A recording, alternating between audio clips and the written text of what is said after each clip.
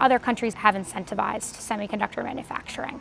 So if you look at China as an example, there are lots of incentives for big businesses to manufacture semiconductors and bring their ecosystems over to other countries. The US has not historically done that. At one point in time, the US was 37% of all of the world's semiconductor manufacturing, and now today we are only 12%.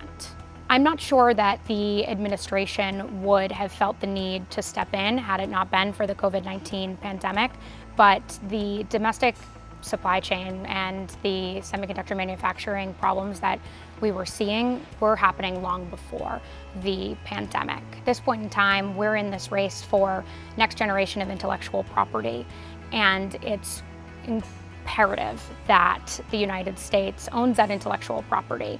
And without help from the federal government and without the ability to incentivize American businesses and American research to create that next generation of intellectual property, we'll see that give way to foreign entities like China. The CHIPS Act is $50 billion in federal funding to the semiconductor industry and their ecosystem. $39 billion of it will go directly to the fabs and the supply chain. $11 billion is set aside for research and development of that next generation IP. It is of huge importance to national security that we bring back semiconductor manufacturing and their supply chain. We talk about the next generation of IP for semiconductor chips, the microchips that we use in all of our technology today. When we talk about the advanced materials that electronic fluorocarbons makes and produces, those materials historically have been sourced from foreign entities that are involved in